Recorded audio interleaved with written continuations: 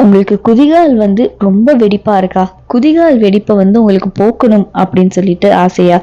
இந்த விஷயத்த பண்ணீங்கன்னா, கண்டிப்பா அந்த குதிகால் வலியும் சரி, வெடிப்பும் சரி உங்களுக்கு மறைஞ்சு போயிடுங்க.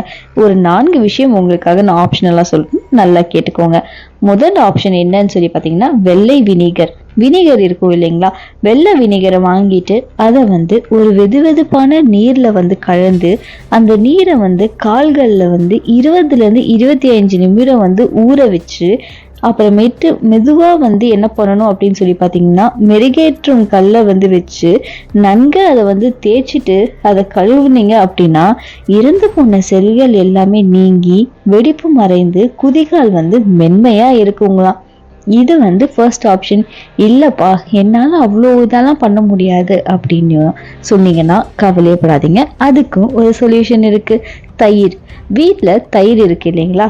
அந்த தயிரை எடுத்துட்டு வெள்ளை வினிகரோட சேர்த்து கலந்துட்டு அதை உங்களோட குதிகால்ல நல்லா தடவிட்டு அதை நல்லா ஊற வச்சிருங்க.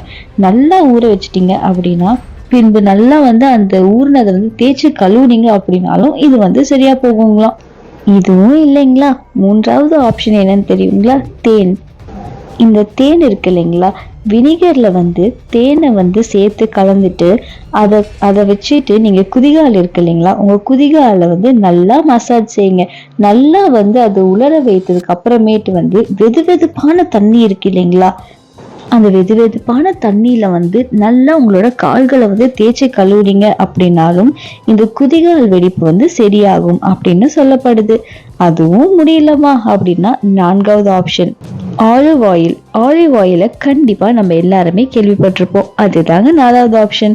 ஆலிவ் ஆயில் இருக்குல்ல, அதை வினிகரோட சேர்த்து கலந்து குதிகால்களை நல்லா மசாஜ் செஞ்சுட்டு கொஞ்ச நேரம் அப்புறமேட்டு மெருகேற்ற உதவும் கல்லை கொண்டு தேய்த்து கழுவினால் இந்த வினிகர் இருக்கு இல்லைங்களா, அந்த வினிகர் இறந்த செல்களை நீக்கி ஆலிவ் ஆயில் வறட்சியை நீக்குங்களாம். கண்டிப்பா இதை ட்ரை பண்ணி பாருங்க. உங்களுக்கு 4 ஆப்ஷன் நான் சொல்லியிருக்கேன். ஃபர்ஸ்ட் வெள்ளை வினிகர் வச்சு எப்படி பண்றது, 2வது ஆப்ஷன் தயிரை வச்சு எப்படி பண்றது, 3வது ஆப்ஷன் ஒரு தேனை வச்சு எப்படி சரி பண்றது, அண்ட் 4வது ஆப்ஷன் ஆலிவ் ஆயில். இந்த 4ல உங்களுக்கு எது கன்வீனியன்ட்டா இருக்கும்னு பாருங்க. ஆனா நீங்க எதை பண்ணாலும் அந்த ஒயிட் வினிகர் உங்களுக்கு யூஸ்ஃபுல்லா இருக்கும். வினிகர் அந்த பல்லு அழுக்கா இருந்தது அப்படின்னு சொன்னாங்கன்னா கூட அந்த பல்லு அழுக்க கொஞ்சம் பேஸ்ட்லயோ இல்லைன்னா அந்த பல்படியிலயோ கொஞ்சம் வினிகர் சேர்த்து விளக்குனீங்கன்னா நல்லா பளிச்சுன்னு ஆயிடும்னு சொல்லுவாங்க.